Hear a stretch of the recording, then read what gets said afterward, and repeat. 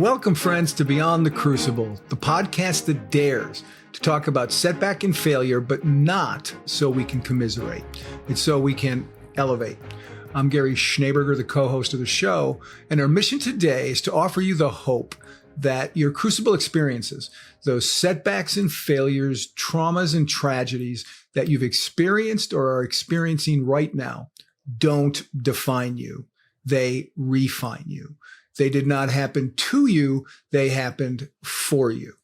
And I don't know many people. I probably know no one who knows that better than the founder of Beyond the Crucible, the host of this podcast, and my friend, Warwick Fairfax. Warwick, we've got another great episode, I think, today in our summer series about classic films that have classic crucible lessons. This is part 3, and this is a change of pace for us because the first 2 have not perhaps been the most redemptive stories. This is a great one for that. So I'm really looking forward to it, and I know you are too. Absolutely. This is a fun movie and a great story, and looking forward to it. And that fun movie, folks, is Singin' in the Rain, 1952. Starring Gene Kelly, co-directed by Gene Kelly.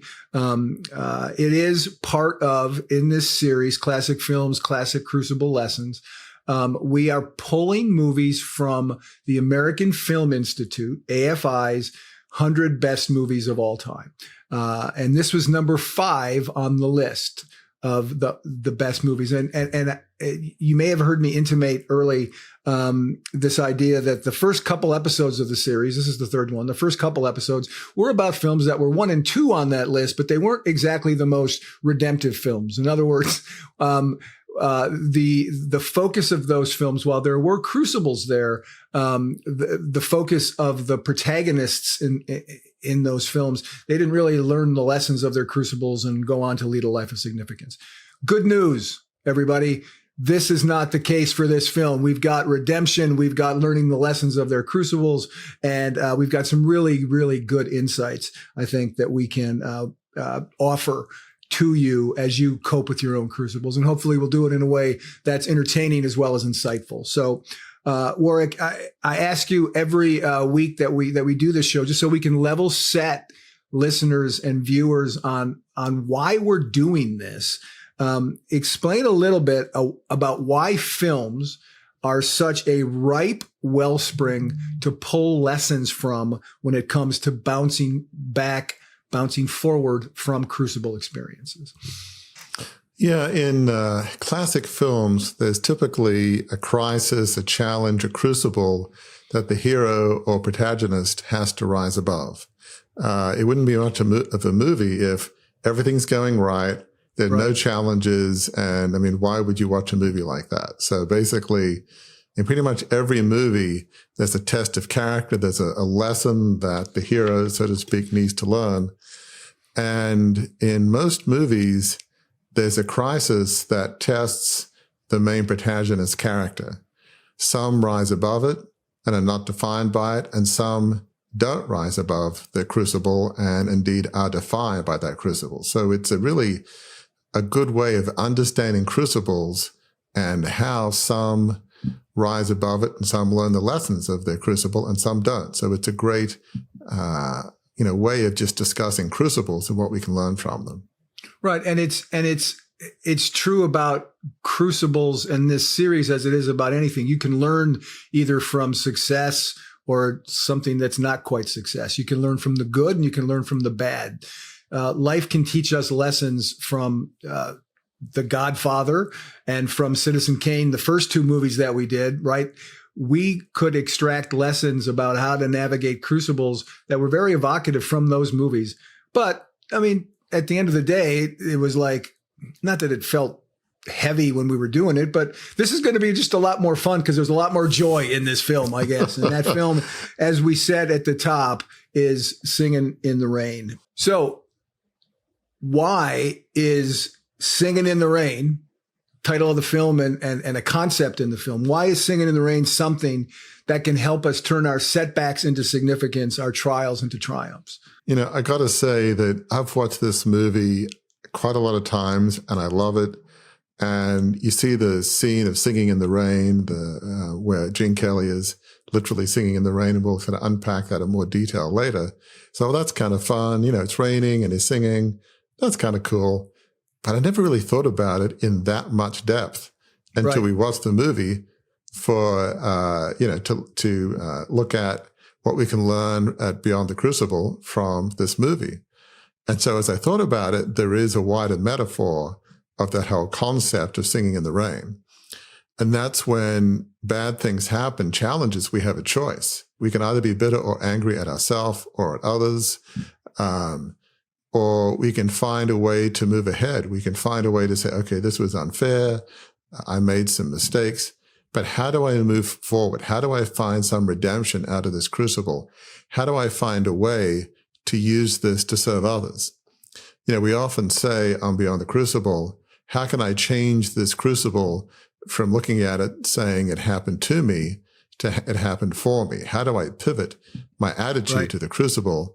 And that's really where there's a choice. And so in Singing in the Rain, Gene Kelly exemplifies making this choice. It's raining, and he makes a choice to be happy, even though he is getting completely soaked. I mean, how many people do you know, at least before this movie anyway, when it's raining and they're going, hey, it's raining. This is awesome. I'm getting soaked. And isn't this so cool? It's just not typically what you do. But I think Singing in the Rain exemplifies having a positive attitude and almost seeing our trials and crucibles as gifts, rather than something to weigh us down. It's a remarkable metaphor. If you look at it a bit more deeply than I did, with Singing in the Rain as a metaphor for life is when challenges happen, how do I find a way to have a positive attitude as we're thinking, what can I learn from this? Maybe it'll help me pivot to a vision that's truly authentic. Maybe I can pivot to a vision that will really help others, and there'll be some form of redemption for me and for other people. It's really a wider metaphor that I never really thought about in this movie, but it is a great metaphor. Yeah, and that's one of the great things about doing series on films is that, especially ones we've seen many, many times before, it's like, oh, wait a minute, that applies perfectly to what we talk about at Beyond the Crucible. And it's also interesting because it will allow me the opportunity, Warwick, I can sing and dance in the rain myself. I promise, folks, I'm not going to sing nor dance. I just wanted to turn an umbrella on while I was here. So, well, that is so cool, Gary. I mean, I'm not going to sing, but in Maryland today, it is actually raining. So it's quite appropriate. But yes, I'm not outside, so therefore, we're not going to do an outside set where I'm getting soaked and I'm singing, which would be possible given the conditions. But we can. I'm sure the listeners and viewers would wait while you went and repositioned yourself. Exactly. Yeah. So let's start talking about the movie, because here's the fun part about musicals. The first, we did The Godfather last week, and that's a long movie. That's a 3-hour movie, and there's a lot of lessons in it, and you're taking notes through the whole thing. The great thing about a musical, when you're trying to extract meaningful moments that pertain to how you move beyond crucibles and how you find your life of significance, you're not normally going to find those in the lyrics of the songs. Now, that's not true. We'll talk about the lyrics of the songs here a little bit, but most of the time when the musical numbers came on, I was like, oh, okay, I can just sit back and enjoy them. I don't have to take notes, which was kind of a fun thing. But the movie begins, the opening scenes introduce us to Hollywood in 1927. We meet silent film star Don Lockwood, Gene Kelly, who, as I said earlier, also co-directed, and Lena Lamont, who's played by Jean Hagen, who you'll find out as we keep talking why her performance was so extraordinary. It was so extraordinary, in fact, that she was nominated for an Oscar. Jean Hagen was, for playing Lena Lamont. And we meet them as they attend the premiere of their latest film, The Royal Rascal. Film studio Monument Pictures encourages rumors of a romance between Don and Lena. Don dislikes the rumors and barely tolerates her, but Lena believes Don loves her. She's a bit delusional, Lena is. You'll see more of that as the movie goes on as well. And at a red carpet interview, Don tells the story of his rise to stardom. I don't know if you noticed this, by the way, Warwick, the gossip columnist who interviewed him, the actress who played her played Aunt Harriet in the old Batman TV show. That's who the actress was who played. Really? Yeah. That was the actress who played the getting the true, the true scoop from Don Lockwood, or so she thought, because Don says he grew up in a cultured and highly educated environment, but his words are contradicted by flashbacks showing his humble roots as a hoofer, vaudeville musician, and stuntman, along with his childhood best friend, Cosmo Brown. And Cosmo Brown is played by Donald O'Connor, who's delightful in this movie, folks. If you've never seen it, Donald O'Connor, reason enough to watch this movie. Delightful.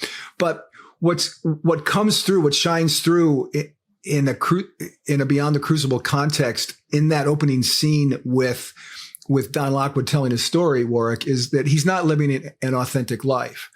That's one of the key prerequisites to a life of significance. And while we aren't sure yet what crucibles Don may have experienced, he's certainly not living his life with authenticity. When we meet Don Lockwood, and Don Lockwood is there at the premiere, and he's waxing, nostalgic about his upbringing and how it was, he's not, and then we see pictures of what his upbringing really was like. He's not living authentically. So the question I have for you, Warwick, is what are some lessons we can learn from the way Don has lived his life up to this point and the way he is portraying it? Why is the dissonance between the two a warning sign, can be a warning sign for us if we're doing the same thing, that our life is not on the track it should be? Yeah, it's a good question, Gary. From the opening scene, we see that Don Lockwood is living a life of inauthenticity. He's living a life that he wants people to see. He gets out of the limo and he's waving his arms and there's the plastic smile. Right. Somebody tries to come near him and he sort of slightly, pushes the person aside as if, without seeming so obvious about it. And right. Here am I with my loving fans. And it's just this smile. He's playing a role. He's not meant to be in a movie at that moment, so to speak, but he's playing a role of the successful movie star. And the way he talks about his upbringing, he manufactures out of whole cloth a completely fabricated upbringing. He starts off by saying, dignity, always dignity. That's right. What I heard in my family. I had a refined education and a dignified upbringing. And the filmmakers of Singing in the Rain did a wonderful job of a montage as he's waxing lyrical about his dignified upbringing, about he grew up in a poor background with his best buddy, Cosmo Brown. It didn't feel like the home life was too good, or with his dad, he had to really scrap for everything. He had to make his way up in small music halls in vaudeville. Eventually he got kind of a break and was a stunt man, which is obviously sort of a dangerous profession, certainly back then. And he was in an initial movie with Lena Lamont as a stunt man. And eventually the producer or head of Monumental Pictures, R.F. Simpson, picked him up to be a star. But so, he made it up a pretty difficult path. But what's interesting is I love in movies when people aren't a complete cartoon character. It's all about me and I'm inauthentic and who cares? It's all about the money and fame. There was a side of that.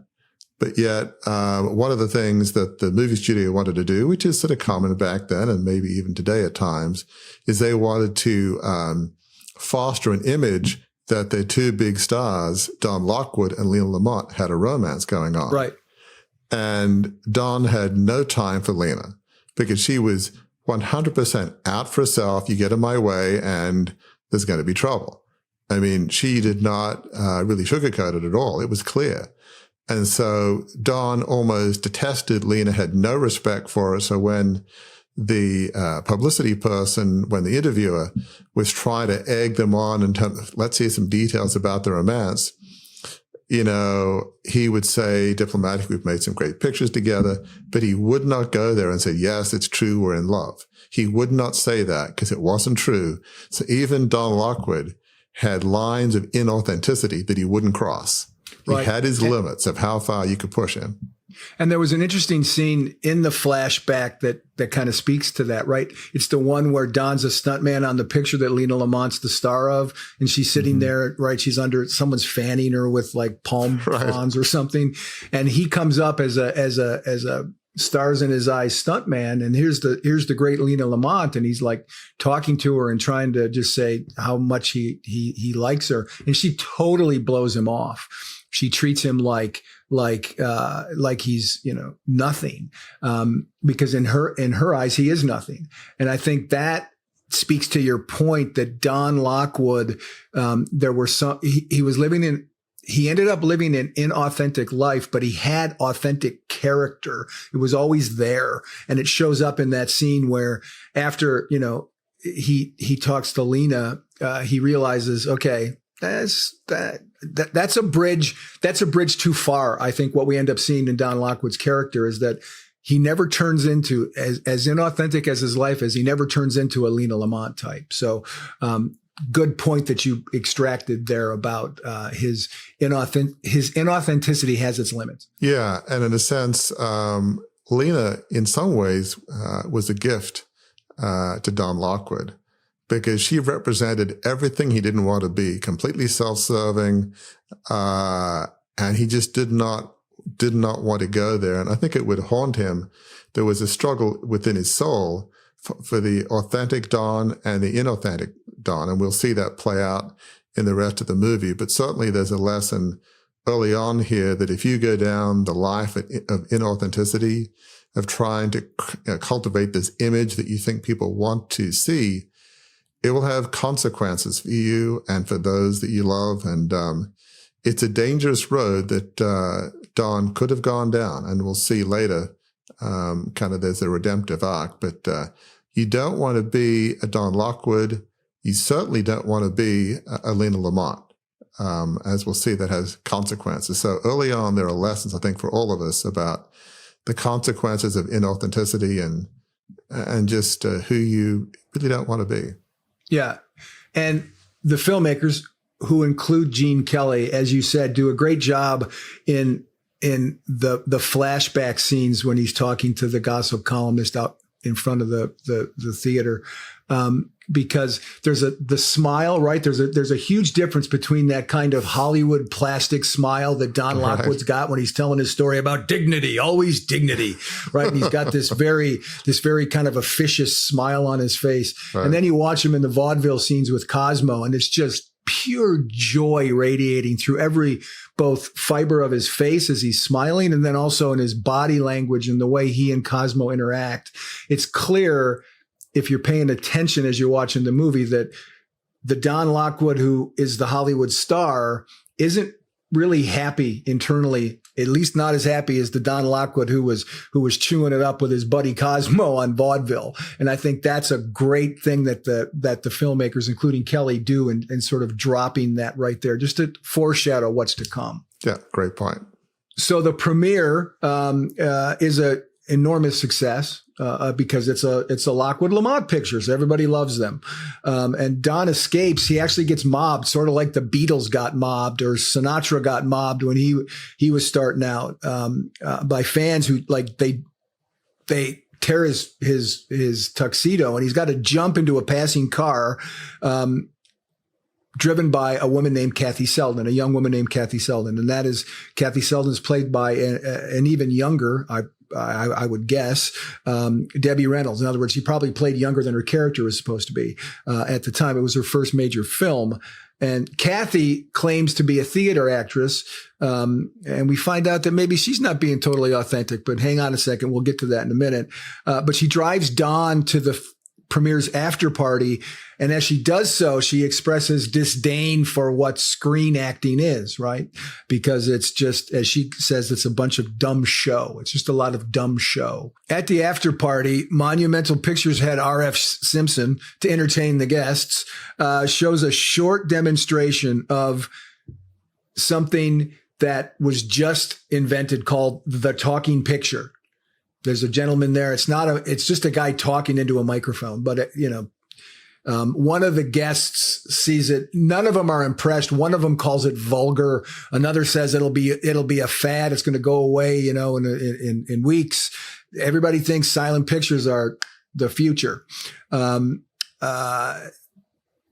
Kathy's then revealed as the scene goes on to be a chorus girl hired to perform at the party.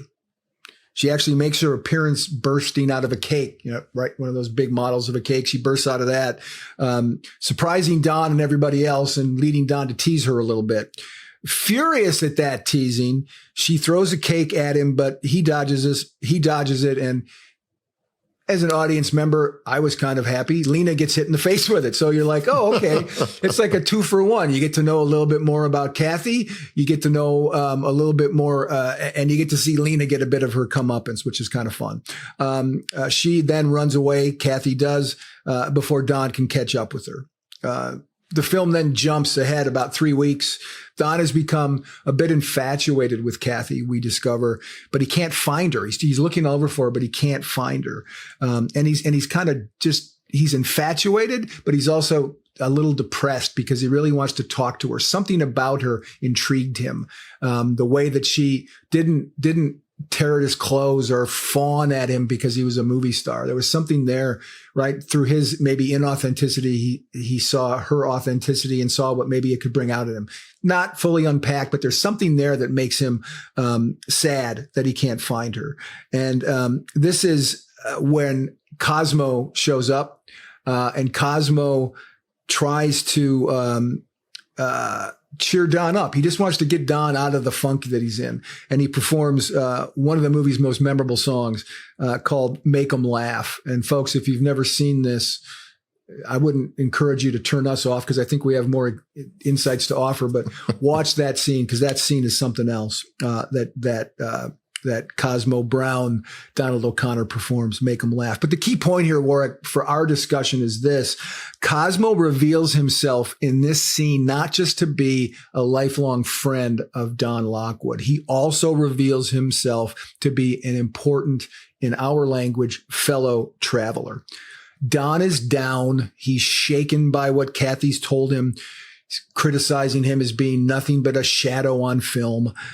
And it's made him doubt the vision he's living out.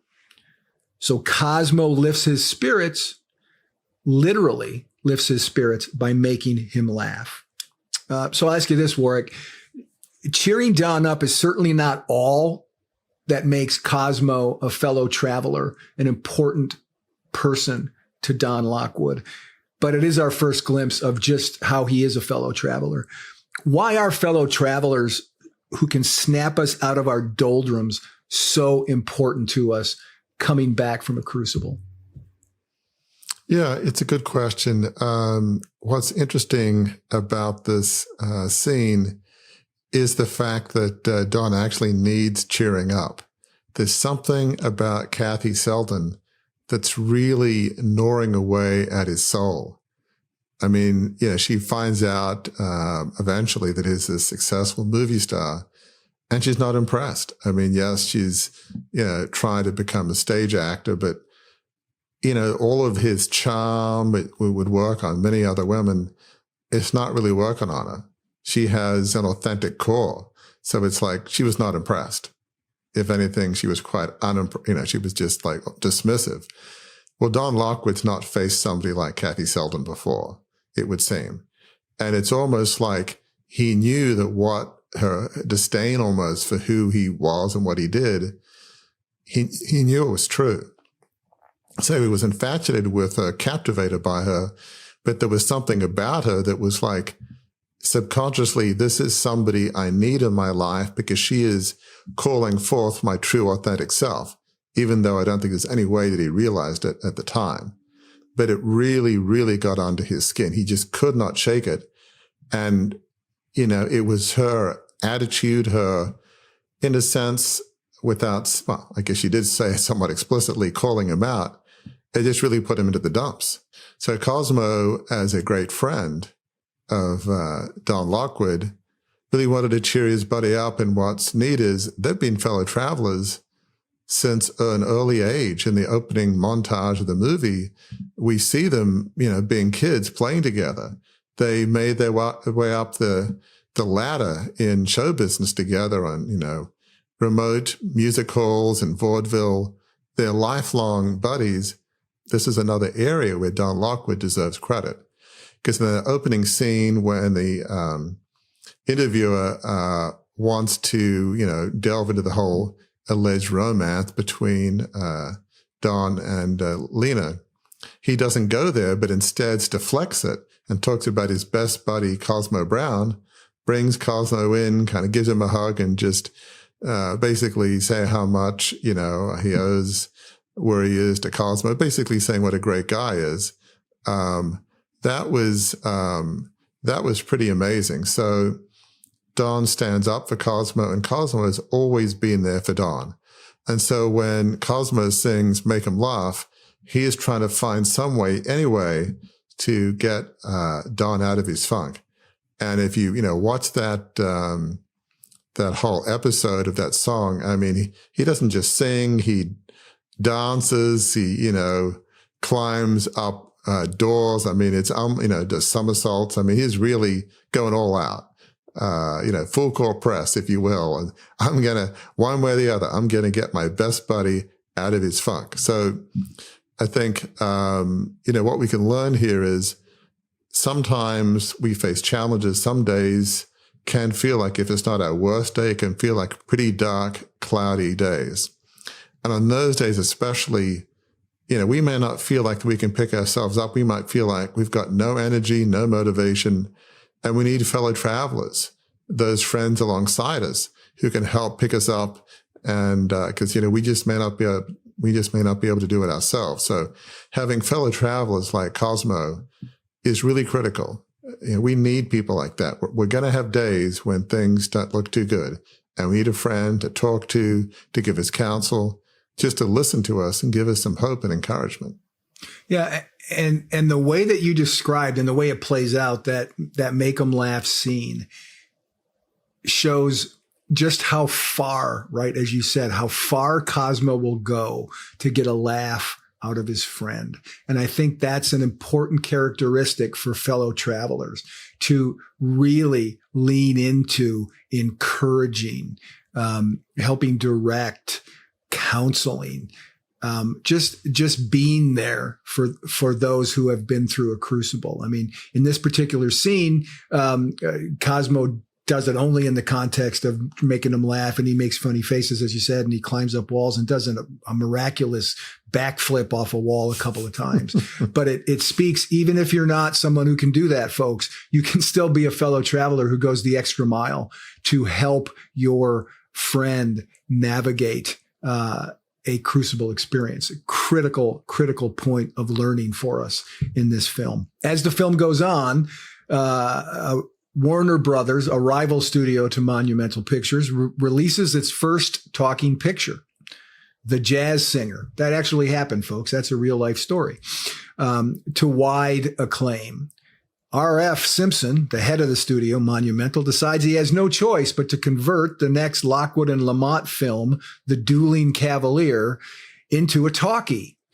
Lena and Don then undertake elocution lessons in preparation for, now they got to speak. They have to talk while they act. The production, though, is beset with difficulties once they switch to a talkie. Most notably of those is that Lena's got not the most mellifluous voice. She's got a bit of a grating, sharp, some might say annoying voice, and she doesn't enunciate very well. There's also problems with the recording technology, which of course is brand new. They've never done this before. So there's multiple complications, including awkward microphone placements. Don's not very good at improvising when he's got to speak at the same time. And then, of course, the audio, which is recorded on a record, right, and played in sync with the movie, gets out of sync when they do that. So they do a preview screening where all of the bad things that were fed into the machine to create the film all go wrong, including it goes out of sync.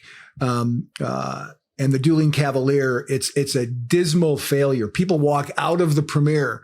I never want to see that Lockwood and Lamont again. I mean, people are not pleased. It's at this moment in the film, Warwick, where there's a coalescence of crucibles. There's Don feeling like his career is going to come to a screeching halt. Oh my gosh, talking pictures are here and I'm terrible in them, right? That's what he's thinking.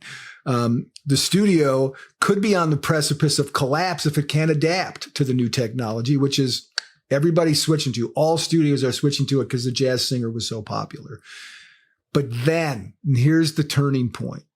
Kathy joins Cosmo as a fellow traveler for Don, and they hatch the idea of turning the movie into a musical that will allow Don to lean into his gifts and talents, a critical aspect of crafting a vision that leads to fulfillment after a crucible.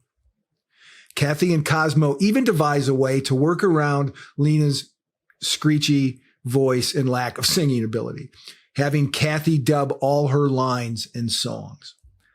Don is so happy going home after they have this conversation, after his now two fellow travelers join with him to navigate away beyond the crucibles. That as he walks home during a rainstorm, he sings. The mindset shift in helping us turn our crucibles into opportunities. That's what Don does here. There's a mindset shift for him, aided by his fellow travelers. I don't think we could have a clearer picture of what great fellow travelers bring to our journeys from trials to triumphs.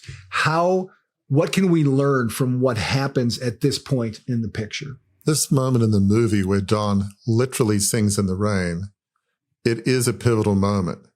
And just so that, as we're discussing this, people can understand, around about this time in the late 20s, there's going to be a change in the movie industry, going from silent movies to talkies. Right. With the success of the first talking picture, The Jazz Singer, there's about to be a fundamental shift in the movie industry. Many people will not adjust. Many actors don't make the shift to talking pictures. Their voices may not work well. There tends to be a bit of overacting in silent movies just because you can't, use your words. And so there'll be many careers, probably many businesses that will be ruined by this. And so it will be very easy for R.F. Simpson, Monumental Pictures, Don, Cosmo, and Kathy to have their lives swept up in this tide of a crucible and, be ruined by it all. But rather than say, oh my gosh, we never thought that this would work. Nobody did, but The Jazz Singer is a massive success. We're doomed. The Dueling Cavalier, there's no hope because Lena is this awful human being and she won't play ball, I imagine. And her voice is this screechy, grating voice. I mean, we know what it's like in reality, but now people will see it on the big screen. There is no hope. Let's just hide under the covers and give up. I mean, why would there be any hope? But yet they don't do that. These team of fellow travelers say, okay, what can we do? And between Cosmo and Kathy, they begin to think of, well, what happens if we think about it a bit differently? If we have Kathy basically dub for the voice and the singing voice of Lena Lamont. And it's like, this could work. And so it's their collective teamwork that comes up with this brilliant solution. And, this brainstorming continues later, as we'll see, when they meet with R.F. Simpson. That's why the scene where Don is singing in the rain is so pivotal. He could have gone through a huge crucible, a huge disaster, and he was going through a crucible. But yet here he has a glimmer of hope. At this point in the movie, it hasn't all been worked out about how they will completely adjust the movie. Right. R.F. Simpson doesn't know anything about this idea. It's only just happened. It's sort of it's a seed of an idea, seed of a vision. But even though it's a seed and R.F. Simpson hasn't signed off, they haven't figured out how to adjust the whole movie yet, he sees hope. And so he is able to sing in the rain. He's able to see that what could have been the greatest crucible in his life, he's able to see there's an opportunity here to make a change and save our careers and save the movie studio. And one of the fascinating things is as you look at that scene where Gene Kelly is singing this epic song, Singin' in the Rain, it's worth paying attention to the lyrics that are in that song because it is so emblematic of how those of us who face crucibles, which as we know from our study is like everybody, how we should react. And it's not easy, I realize, but this is really a great symbol of how to react when things are not going well. So these are the lyrics of this song. I'm singing in the rain, just singing in the rain. What a glorious feeling. I'm happy again. I'm laughing at clouds so dark up above. The sun's in my heart, and I'm ready for love. Let the stormy clouds chase everyone from the place. Come on with the rain. I've a smile on my face. I walk down the lane with a happy refrain. I'm singing, just singing in the rain. I mean, that's incredible. How many of us think that way? There are storm clouds in my life. I'm going to sing. I'm happy. You know, everybody else may be doom and gloom and let's jump off the cliff, but not me. I'll find a way to choose to be happy. I'll find a way to choose to move forward with my life. I'll find a way to turn this crucible to the benefit of myself and others. I'll find a way overall to move forward. It doesn't mean you have to literally sing during your worst, darkest day. This is, after all, a metaphor. Right. It's more just choosing to find a way to move forward, choosing not to wallow in anger and bitterness for the rest of your life. It's an inflection point where we can choose to find a way forward versus just wallowing in bitterness and anger. And so this song is a great metaphor, a great symbol of how we should approach crucibles and challenges in our life. And I think it's also important to mention that fellow travelers, huge part of getting Don Lockwood to understand the possibility. But the other thing I think that he's singing in the rain about is that the change, making this a musical, making this movie that failed as a dramatic talkie, a musical, allows him to lean into his gifts and talents. Those things we saw in the first scene, where he was on vaudeville with Cosmo and he was singing and he was dancing and he was having fun and those smiles were so authentic. He clearly loved that part of his life. He's clearly very talented in that area. And one of the reasons I think he finds hope is because, as you say so often, lean into, as you construct your vision, your gifts and talents, what you're passionate about, what you're off the charts passionate about. And Don Lockwood is clearly off the charts passionate about singing and dancing, whether it's in the rain or not. And Hollywood being Hollywood and Lena Lamont being Lena Lamont, it doesn't end right there on a big happy note, because guess what, folks? Lena discovers the truth. And she's furious that Kathy Selden is dubbing her voice. So she barges in on a dubbing session. She becomes even angrier after she's told that Don and Kathy are in love. And she's, right, remember, she thinks that Don's in love with her. Why, we don't know, but that's what she thinks, because she's kind of egocentric. No, not even kind of. Let's just say she's egocentric. And then RF, she's also angry because RF intends to give Kathy a screen credit and a big publicity buildup. He's going to launch Kathy Selden's career after she saves this movie.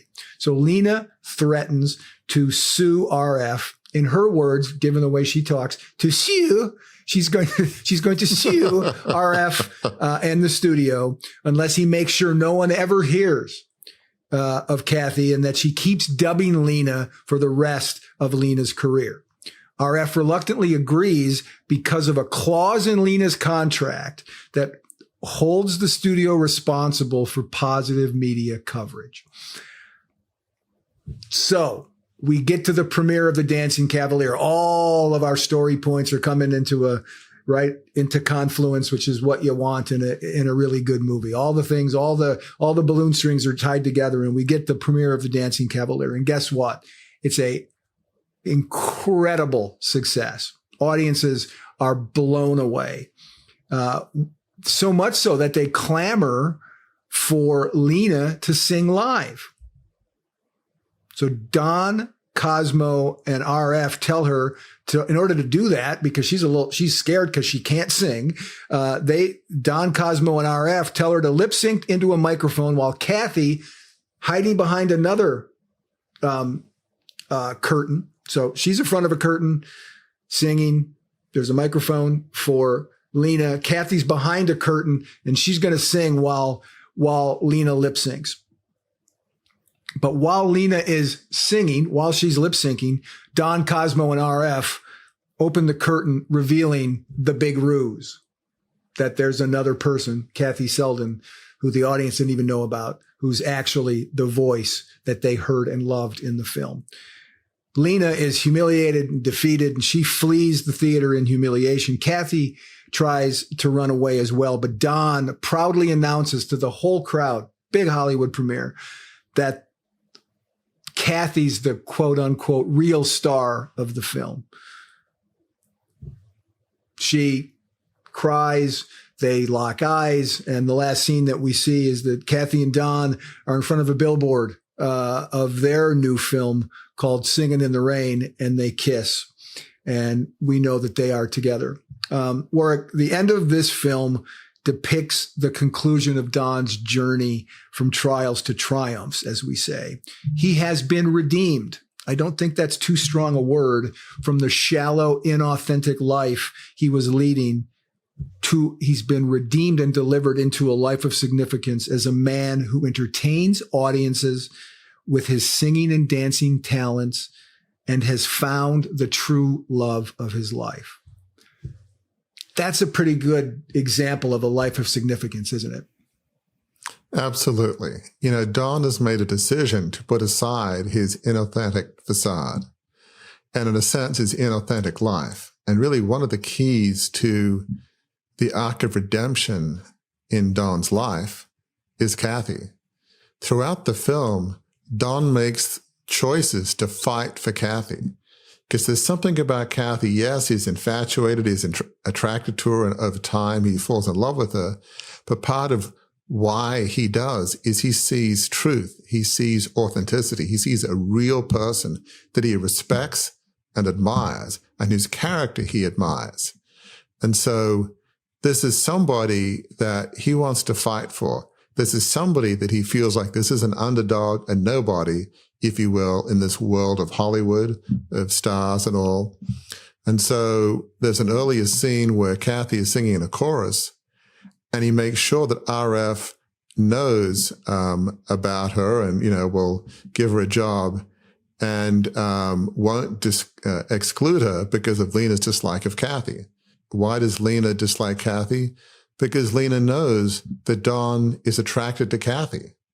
Lena wants to take out the competition. It's like going back to The Godfather. It's like, it's not personal. Well, it is personal here. It's very personal. Yes, indeed. You are going to be gone. You're going to be history. You will never work again. So, ultimately Don, he risks everything by coming up with a way for Lena's actions to be exposed. There's no way of knowing it turns out as well as it did, or that RF would sign on for, pulling the curtain up. He could say, we're not doing that. This is a big star, have the security come and take Don away. Those were options that RF could have done. But I guess RF within his heart realized this isn't right. And he doesn't like getting pushed around by some star anyway. His combination of ego and the right thing happened to coalesce to help RF make the right choice, fortunately. So, but that's really the culmination of Don doing what is right and fighting for the woman he loves. But it's more than just love. It's about, being authentic and doing what's right. And so that's just an incredible scene where at the end of the movie, you can see that he's fallen in love with Kathy. He's living a truly authentic life, singing and dancing that are truly his gifts. And I think you sense that he's put behind him this facade, this life of inauthenticity, and he's going to be truly Don Lockwood. Maybe he'll return to the younger Don Lockwood in the vaudeville days, where he's just having fun being himself. He's got a team of fellow travelers, and Cosmo and Kathy will help keep him on the right track to success is fine, but success founded on being authentic, success founded on caring for others. So I think it's really a great end to the movie, but there's certainly a lot of credit is due Cosmo for always sticking by his side as a fellow traveler. And in a sense, Kathy Selden is sowing the seeds of his redemption, showing him an image of a person is authentic, somebody that he cares for, somebody he wants to fight for, somebody who wants to put his energy into helping, somebody receive some measure of justice and do what is right. So it's a wonderful scene at the end of the movie, and it's a wonderful sort of arc of redemption and in Don Lockwood's life, and turning from the inauthentic to the authentic. Yeah. And when we started this conversation about 45, 50 minutes ago, you mentioned that there's a lot of lessons about bouncing back from crucibles in this movie, and that it is a story of redemption. What would you say among all that we've talked about is the chief lesson of Singin' in the Rain as it pertains to bouncing back from a crucible that everyone can relate to? Because let's face it, most of the folks who are listening and watching us right now probably aren't Hollywood stars. That's probably a fair case to guess. If you are a Hollywood star and you're listening, fantastic, keep doing it. But for folks who are going through crucibles, perhaps less high profile than oh my gosh, my multi-million-dollar movie career might fail. What's the chief takeaway for people who are going through? Maybe they lost a job, maybe they set a goal for something and they couldn't achieve it. What's the chief takeaway from the story of Singin' in the Rain, and particularly the journey of Don Lockwood? Yeah, it's a good question, Gary. I think to me, one of the chief lessons is that leading an inauthentic life, it leads to inner conflict, inner turmoil. From the first scene in the movie, we see this inner conflict within Don Lockwood. He has this plastic smile. He talks about this rarefied, dignified upbringing, dignity, always dignity. And the reality was it was a hard scrabble life, which wasn't easy. So, but he was sort of at war with himself. He was at war with himself. There was grains of hope, if you will, in which he stood by his buddy Cosmo. He wouldn't go along with the movie studio publicity machine that wanted to foster sort of a story of love between him and Lena Lamont. So there were grains of hope, but he was in conflict. And when you're in a conflict like that, it can tempt you to make decisions that will hurt other people. To lead a life of significance, a life on purpose dedicated to serving others, it's not all about you. And when you look at the contrast between Don Lockwood and Lena Lamont, you have one whose soul was in the balance. He was grappling for, would he go down the path of authenticity? Would he go down the path of just inauthenticity? Would he serve others or serve himself? There was conflict. With Lena Lamont, there was no such conflict. She is a good example of somebody that was all about her, all about herself and her own success. And contrary to how she might have appeared a bit ditzy, she was actually highly intelligent. Yeah, quite calculated. She had a lawyer. Oh, very much so. She had a lawyer and publicity agent craft a very clever agreement that ensured good publicity and gave her a lot of leverage over the head of the movie studio, R.F. Simpson, to, it would seem like, have Kathy for the rest of her career dub her lines and singing voice. So she was no idiot. She was very smart, very calculating, but she's really somebody that's emblematic of who you don't want to be. She was willing to do whatever it takes to succeed and was willing to hurt people. In fact, I think she got some measure of enjoyment about hurting and trying to ruin Kathy Selden's career, because after all, it's all about me. There was sort of this dark enjoyment in that. So, we really have a choice. But, as smart and as driven as Lena Lamont was, being Lena Lamont does not lead to a life of joy and fulfillment. I mean, self-serving actions, a self-serving attitude, focusing all on yourself, saying, I'm going to be number one, I'm going to squash anybody in my way, that leads to anger and bitterness, and ultimately it will not serve you. I think the better path is leading an authentic life focused on others. That's a life that leads to joy, fulfillment, and significance. And that's the path that Don Lockwood chooses. So ultimately, this very fun, enjoyable movie has some key lessons for us. One key lesson is that we have a choice. Do we want to go down the path of Don Lockwood or the path of Lena Lamont? Ultimately, do we want to be Lena Lamont or Don Lockwood? That's a choice that all of us have to face in life. Good point. Good. In fact, Warwick, I like to put inspirational thoughts, pictures of things on T-shirts. I might get a T-shirt that says, "Don't be a Lena," and just see if I get any questions from folks about, what does that mean? And then I can tell them the whole story. Folks, as we always do on these episodes where we talk about classic movies in our series, classic films, classic Crucible lessons, I've got a reflection question for you to ponder. And this one was really fun for me to create, because it just sort of leapt after I finished watching the movie. And that's this. Reflect on this, folks. How hard or easy is it for you to sing in the rain? What mindset shifts can you make to better ensure you face crucibles, not as something that happened to you, but as something that happened for you? Interesting perspective to take out of this incredibly enjoyable, incredibly engaging, incredibly charming, fun, action-packed, not in the Hollywood action blockbuster way, but just the dancing and the singing. And it's a beautiful film with a beautiful message. Let me add this before I close.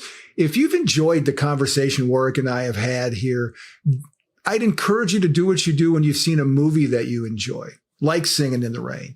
Tell your friends about it. If you've enjoyed this conversation, if you're enjoying this series, if you're enjoying this podcast in general, tell your friends about it.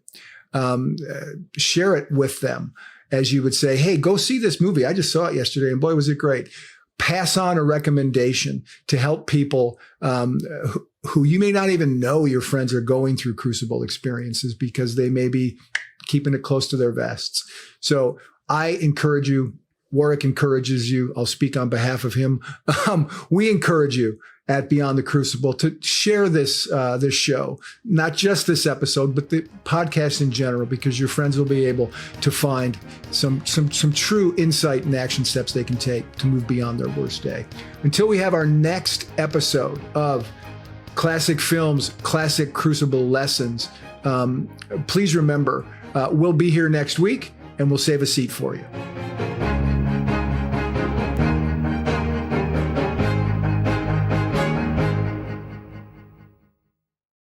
Welcome to a journey of transformation with the Beyond the Crucible assessment.